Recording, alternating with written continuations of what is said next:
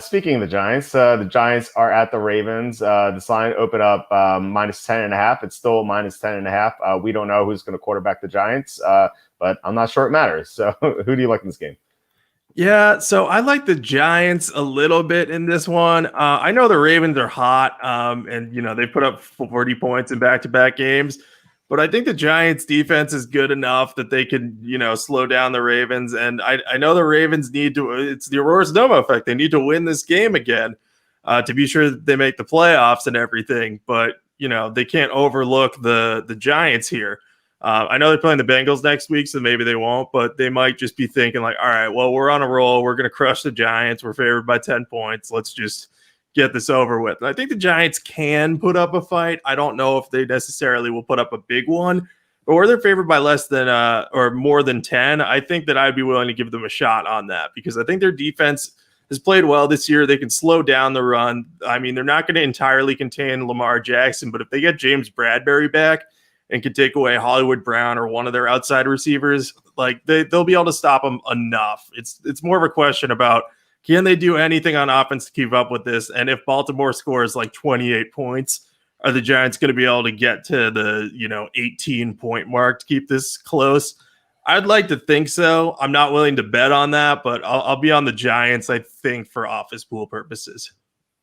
Makes sense. I'm so bad at handicapping Giants games this year. I'm 2-10 against the spread in Giants games. Like the Giants and the Rams. Like I actually did the math. Like overall, I'm like 51.3% in all games this year. If you take out Giants games and Rams games, I'd be 56.5% against the spread. So it just shows you how bad I've been with these games. Yeah, I have the Ravens on the site, so the Giants are probably the right play, and I think that that there is definitely. A chance the Ravens kind of overlook the Giants. Like, not that they're looking ahead to the Bengals, like you said, but I think that they might just, they saw the Giants play on national TV. They saw the Giants kind of look pathetic, even though they had the early lead. I feel like they're not going to take the Giants seriously. And the Giants are strong on the defensive line. And that's kind of like where the Ravens are weaker this year because they lost Ronnie Stanley. They lost Marshall Yonder to retirement. They're not as good at blocking anymore. So if the Giants can win in the trenches and kind of force Lamar Jackson into a turnover or two, they could keep this game close. And, as long as they get decent quarterback play from Daniel Jones, if he returns and he doesn't commit a billion turnovers like he did against Arizona, the Giants could stay in this game. And, it wouldn't even surprise me if they won outright, like as crazy as it sounds, because they have a good defense.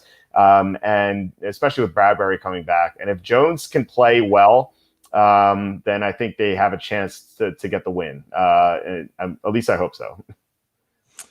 Yeah. So are you on the Giants or the Ravens? Yeah. Well, I'm on the site. I'm on the Ravens, but on the podcast, I'm on the Giants. Oh, okay. Cool. Okay. Cool. Yeah. No, I agree. I think the line is just too high. So, yeah, I'll be interested to see how Daniel Jones looks though, because I think they brought him back too early. Like I wonder what Colt McCoy would have been able to do against the Cardinals. Like I don't think he gets sacked as many times, doesn't turn the ball over as many times.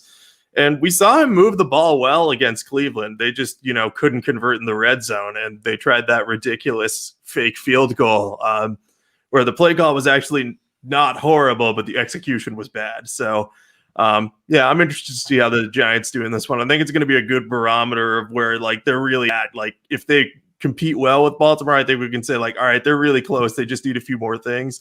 Whereas if they get blown out, it's going to be like, all right, they had some nice moments this year, but they're further away than maybe we had hoped. Yeah, that fake field goal is so frustrating because the guy had another guy open. And he threw it to, and as the play was happening, I'm like, oh, he has him open. And then he threw it to the other guy who's covered. I'm like, what are you doing? It was so frustrating. Anyway,